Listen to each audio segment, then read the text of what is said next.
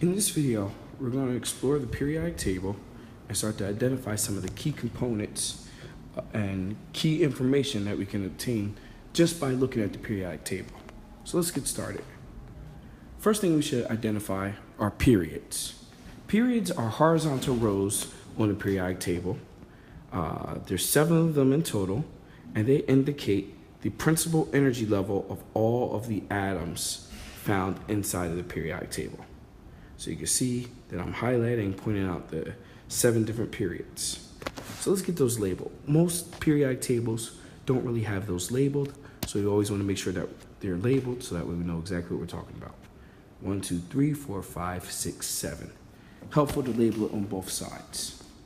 So, with the exception of period 1, most elements hold most periods hold at least 8 elements. Okay, period 1 only holds 2, hydrogen and of course helium. Now, the second thing we're going to talk about are the groups on the periodic table. There's 18 total. The groups are the vertical columns. So we have group 1 here, group 2 here. In the middle, these are called transition elements. So they have their own grouping. And then we have 13, 14, 15, 16, 17, 18. Now, and traditionally, the 1 through 18 numbering scheme is not super helpful. So we really break up the groups into 2 different components. We have the A group, which these are known as the main group elements. The main group elements are listed here: 1, 2, group 3, group 4, 5, 6, 7, and 8. Okay, some people say 1 through 8A, but most of the time in this class when we're referring to group 1 through 8, we're referring to the main group elements.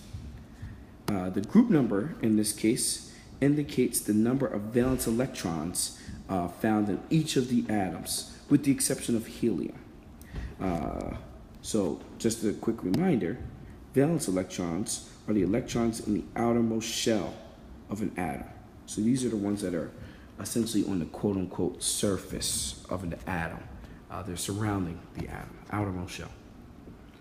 So for example, if we took a look at calcium, calcium has 2 valence electrons. How do we know? It's in group 2. If we look at iodine, it has 7 valence electrons. How do we know? Well, it's in group 7. When we're looking at, let's say, gallium, gallium's in group 3, so it's going to have 3 valence electrons in its outermost shell. As mentioned earlier, the middle, these are transition metals. These are labeled as group B elements. So we have 3 through 12B. These are all transition metals in this green box here.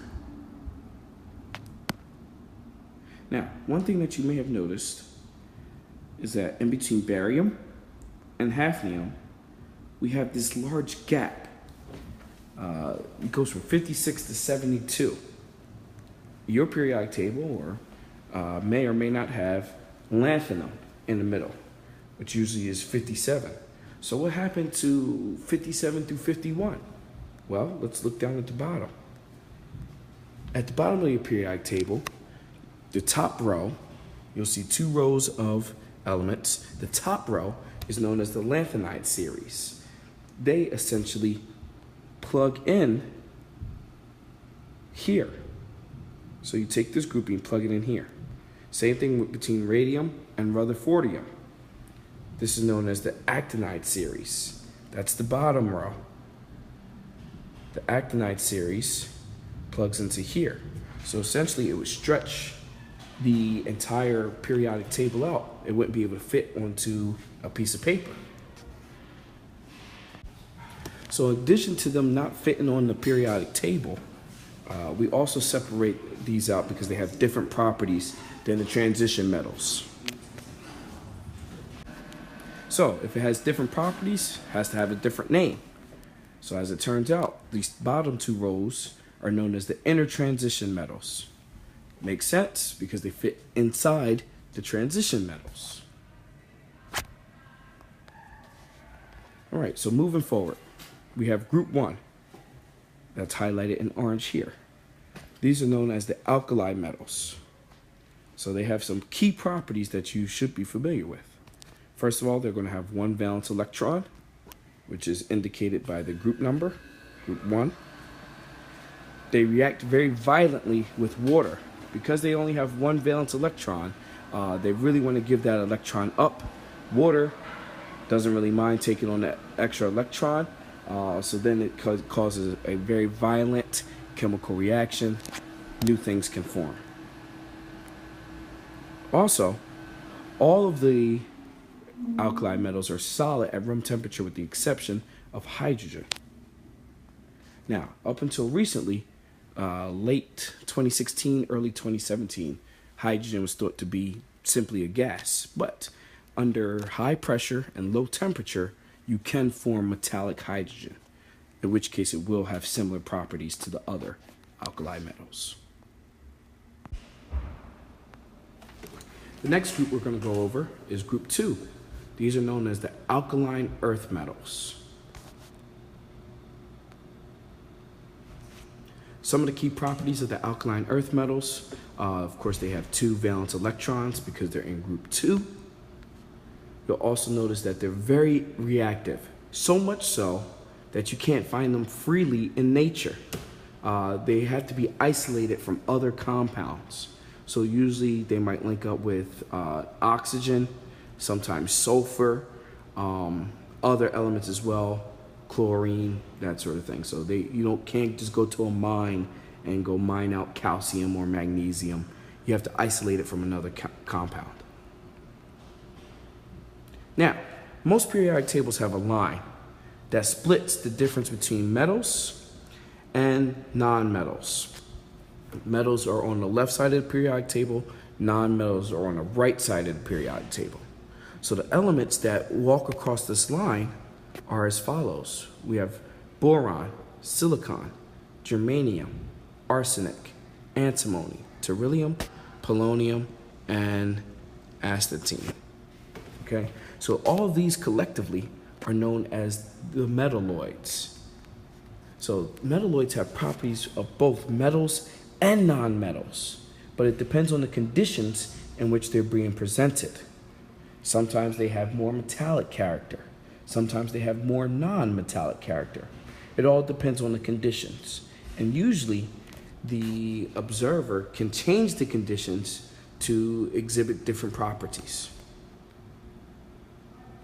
Next group, group 7. These are known as the halogens. Halogens, of course, have 7 valence electrons because they're in group 7. The name comes from Greek, which means salt generating. Halo means salt, gen is to generate, so salt generating.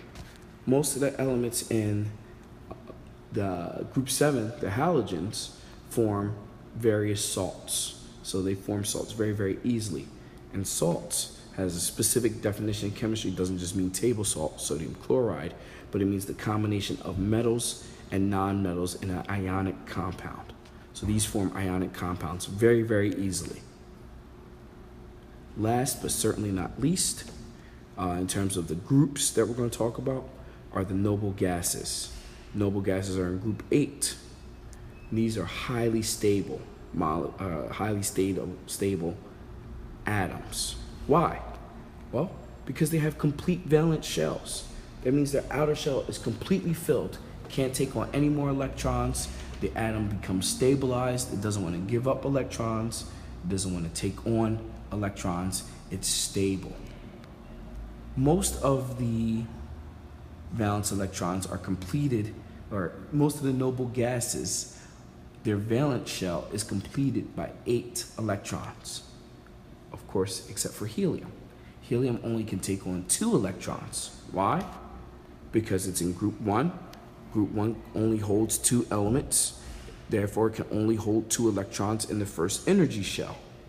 So once an atom, hydrogen, has 2 protons, and 2 electrons. It's stabilized. Doesn't really want to react with anything. Now, there's a couple more that we have to be familiar with in this class. All right, so we have something called the special 8. That's going to include chromium, manganese, iron, cobalt, copper, mercury, tin, and lead. These are called the special 8 because these are considered multivalent cations. A multivalent cation means that it can form multiple positive charges. Most of your metals, in fact, all of your metals are cations, which means they will have positive charge. Group 1 has a 1 positive charge. Group 2, 2 positive. Group 3, 3 positive charges.